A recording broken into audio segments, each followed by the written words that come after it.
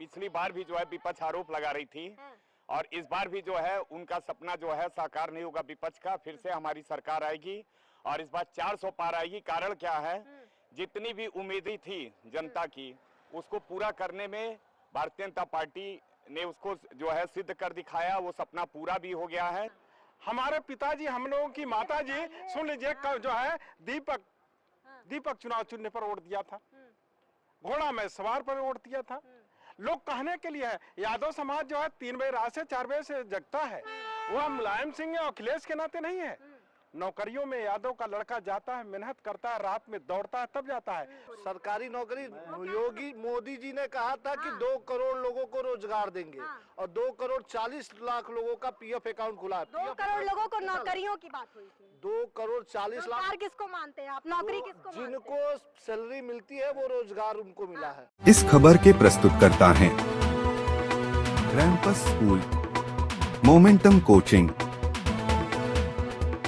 Ashpra gems and jewellers. नमस्कार, NB news Bharat देख रहे हैं आप और मैं हूं आपके साथी शशवी पाठक। जाते जाते जब चुनाव के नजदीक पहुंच रही है जनता, ईवीएम मशीन के नजदीक पहुंच रही है जनता, तो क्या लेकर के जाएगी, दिमाग में क्या सोचेगी? एक तरफ है काजल निषाद तो दूसरी तरफ है रविकिशन शुक्ला, सिटिंग सांसद है। क्या दोबारा भरोसा कर पाएगी रविकिशन पर या फिर परिवर्तन की जरूरत है? जो काजल निषाद कह रही है कि रोटी पलटने का समय आ गया है। तो आइए पूछ लेते हैं कि क्या समय काजल निषाद की तरफ चल रहा है या फिर रविकिशन शुक्ला दोबारा से इस गद्दी पर बैठने वाले हैं। वो कह रही है रोटी पलटने का समय आ गया है। जी नहीं, मोदी जैसा प्रधानमंत्री इस देश को पहली बार मिला है आजादी के बाद।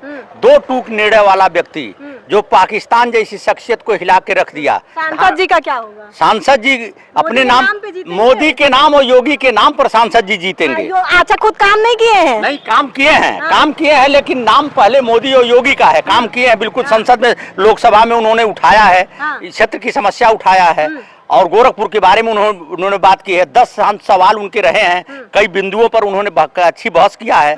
पढ़े लिखे योग्य व्यक्ति हैं। काजल निषाद की अब समय आ गया है परिवर्तन का, और जिस तरीके से 5 साल में जनता त्रस्त नजर आई थी रविकिशन शुक्ला से, अब दोबारा मौका नहीं देगी। युवा शक्ति के बल पर ही जंग की आजादी पलती है। युवा शक्ति के बल पर ही जंग की आजादी पलती है। इतिहास उधर मुड़ जाता है जिस तरफ जवानी चलती है। काजल निषाद नहीं युवा है? काजल निषाद भी युवा हैं। हम युवा के ऊपर हमारा देश निर्भर है। आज रवि किशन को आपने पूछा, एक ही मिशन गोरखपुर में रवि किशन। क्यों? इसलिए कि आप आरटीआई डाल के पूछ सकते हैं। आज तक पूरे भारत में 5 साल के कार्यकाल में सबसे ज्यादा धनराशि गोरखपुर क्षेत्र को उपलब्ध हुआ है। वह उसमें योगदान माननीय मुख्यमंत्री जी का है, विधायक का भी है, प्रधानमंत्री का है। और जो विपक्ष में रहता है उसके पास तो कहने के लिए है कि रोटी पलटेगी, लेकिन मुझे नहीं लगता है कि रोटी पलटेगी। बल्कि उनकी सरकार का जो उम्मीद है, पहले चुनाव में भी उन्होंने नैरेटिव तैयार किया, प्रोपगंडा तैयार किया और पूर्ण रूप से हारेंगे। जनता क्या चाहती? जनता आती हूँ जनता क्या चाहती है? क्योंकि इस बार कहा जा रहा है कि बहुत सारी चीजें बदलने की तौर पर है और इस बार जनता ये भी कह रही है और काजल निषाद भी ये कह रही है कि अब योगी के नाम पे बच नहीं पाएगा कोई। देखिए, विपक्ष में भी ये लोग जो है पिछली बार भी जो है विपक्ष आरोप लगा रही थी और इस बार भी जो है उनका सपना जो है साकार नहीं होगा विपक्ष का। फिर से हमारी सरकार आएगी और इस बार 400 पार आएगी। कारण क्या है, जितनी भी उम्मीदें थी जनता की उसको पूरा करने में भारतीय जनता पार्टी ने उसको जो है सिद्ध कर दिखाया। वो सपना पूरा भी हो गया है। चाहे बिजली आपूर्ति का बात हो, आपको मालूम होगा कि यही बिजली जब नहीं आती थी तो लोग रात भर इंतजार करते थे बिजली कब आएगी, बिजली कब आएगी।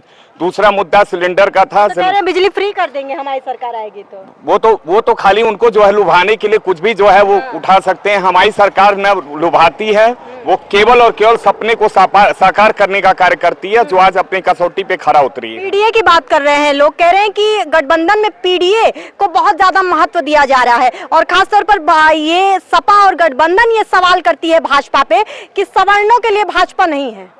मैं यादव समाज से हूँ और योगी जी ने तो इतना कर दिया कि हम लोगों की भैंसे जो है, जिस आमी नदी में जो है पानी बजबजाता था वहाँ कोई जा नहीं पाता था, कीड़े पड़ गए थे। उस नदी के पानी को योगी जी ने ऐसे साफ किया, यहाँ पर इंसेफेलाइटिस की बीमारी आती थी, हर परिवारों के बच्चे मरते थे और हर परिवार रोता था।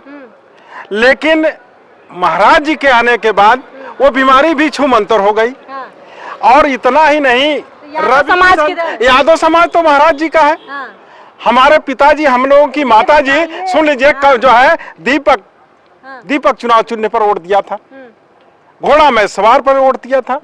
लोग कहने के लिए है, यादव समाज जो है 3 बजे रात से 4 बजे से जगता है, वह मुलायम सिंह या अखिलेश के नाते नहीं है।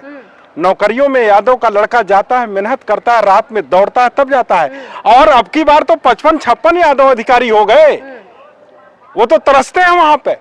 और महाराज जी ने तो इतना कर दिया कि जो लड़का, हम एक जो है बलिया में गए थे, रिश्तेदारी थी जो है दूर की, वो आदमी कहा कि मेरे 4 नाती जो है भर्ती हो गए। कहाँ भर्ती हो रहे हैं? भर्ती आज के 2 साल पहले 4 नाती भर्ती हो गए और खेत नहीं बिका मेरा।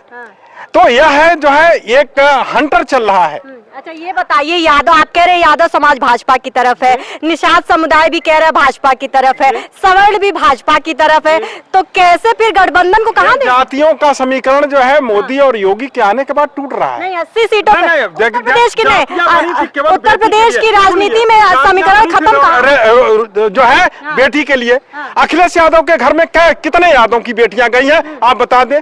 क्या यादव समाज का कोई यहाँ चुनाव लड़ने वाला नहीं था? केवल उनका ही परिवार के लोग जो है टिकट के हकदार थे। आजमगढ़ में उनके परिवार के लोग आकर के जो है टिकट मांगते हैं। आजमगढ़ में यहाँ पर आकर के वो सैफई का। उत्तर प्रदेश की राजनीति बिना समीकरण के कैसे चलेगी? जातीय समीकरण के बिना? जातीय समीकरण का बंधन जो है योगी जी ने तोड़ रखा है। मोदी जी ने जातियां गरीब की है। किसी प्रकार की जो है ये समीकरण जो है किसी प्रकार का वो नहीं है। हमें जो है आज रवि किशन जी की बात कर रही है। अरे रवि किशन जी सुन जाते हैं, पूछ रही हूँ। रवि किशन जी जो है किसी के बारे में जानकारी हो जाती है। मैं बात जातीय समीकरण की बात कर रही हूँ। समीकरण में यादव जो है महाराज जी के साथ है, भाजपा के साथ है। सपा कह रही है कि पूरा यादव वोट बैंक आने से उनका गुलाम है यादव, उनका गुलाम है यादव। यादव उनका गुलाम नहीं है। यादव को जो है सैफई के अलावा, उनके परिवार के अलावा कोई यादव को उन्होंने टिकट दिया क्या? यादव अगर उनके साथ है तो यादव को उन्होंने टिकट क्यों नहीं दिया? और यादव तो आज उनसे और भी नाराज हो गया कि भैया जो है आप ही का परिवार लड़ेगा क्या? और यादव हमेशा जो है हिंदुत्व की रक्षा के लिए रहा है। और यादव जो है धर्म को मानने वाला है और धर्म को मानते हुए यादव व्रत रहता है। यादव जो है कांवर में जाता है, कहाँ नहीं जाता है यादव समाज जो है। राजनीतिक समीकरण की बात हो रही है, 80 सीटों की बात हो रही है। योगी आदित्यनाथ ने कहा कि 80 सीटें मोदी के खाते में डालूंगा, यानी उनकी झोली में डालूंगा। लेकिन तय कैसे होगा जब जनता के मुद्दे, अब क्या महंगाई का मुद्दा नहीं है, बेरोजगारी का मुद्दा नहीं है? महंगाई और बेरोजगारी कुछ भी नहीं है। यहाँ गोरखपुर और पूरे उत्तर प्रदेश में आप देख लीजिए, चारों तरफ सड़कों का जाल। सड़कों का क्या, सड़कों का जाल जब बिछ रहा है उसमें रोजगार नहीं मिल रहा है। वहाँ भी तो डॉक्टर, इंजीनियर लोग, एक से इंजीनियर, वहाँ पे रोजगार के पेट्रोल पंप खुल रहे हैं, वहाँ पे भी 20 लोग काम कर रहे हैं। तो रोजगार 2014 से 2024 के बीच आप पीएफओ अकाउंट में देख लीजिए, 2 करोड़ 40 लाख लोगों का पीएफ अकाउंट खुला है।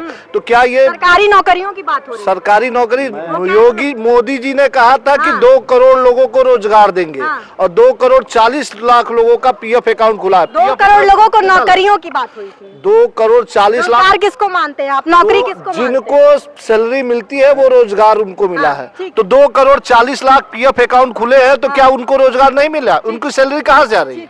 आपने योगी सवाल जी इसके संदर्भ में मैं आपको बता दूं, आपको जानकारी के लिए कि 1 करोड़ 40 लाख, एक लगभग 1.5 करोड़ जनसंख्या भारत की है। और सरकारी सेंट्रल के डाटा के हिसाब से 40 लाख पर साल मिलना चाहिए। अगर 1 करोड़ भी हमारी सरकार देती है और दे रही है, जैसा कि डाटा आप ले सकती हैं, तो कितने लोगों को रोजगार? डाटा ही तो बता रही है भाजपा, ये कह रही है तो हम बता रहे हैं। भी अब रोजगार है। 1 सेकंड मैडम, अगर 1 करोड़ मिलता है तो 10 साल में 10 करोड़, तो 10 करोड़ में अगर आप जोड़ेंगी तो एक गांव में 1 नौकरी आई। तो इसलिए स्वतः रोजगार को जो मोदी जी ने दिया है, एक गांव में 1 नौकरी, एक घर में 1 नौकरी, चाहे सरकारी या प्राइवेट। राजनीति कैसे बदल रही है, युवाओं पर दांव खेलते नजर आ रहे हैं लोग, लेकिन उसके बाद भी युवा क्या मान रहा है कि रोजगार है कि नहीं? क्या युवा मान रहा है कि भाजपा सरकार में महंगाई है कि नहीं? क्या युवा ये जानता है कि इस वक्त किसकी सरकार होनी चाहिए? जब प्रधानमंत्री नरेंद्र मोदी ने ये कहा कि इस बार 400 पार, तो क्या होगा बताएंगे सब कुछ। बने रहिए एनबी भारत के साथ, मैं थी आपके साथ यशस्वी पाठक। रैंपस स्कूल, जहां होती है पढ़ाई के साथ साथ कंपटीशन, जैसे सीए फाउंडेशन, CUET और JEE नीट की भी तैयारी, वो भी हाईली क्वालिफाइड फैकल्टीज द्वारा। यहाँ है advance science lab and computer lab, और बच्चों के सर्वांगीण विकास के लिए सांस्कृतिक, सामाजिक और खेल कूद से जुड़ी एक्स्ट्रा करिकुलर एक्टिविटीज। रैंपस स्कूल नियर शाहपुर थाना, मेडिकल कॉलेज रोड, गोरखपुर।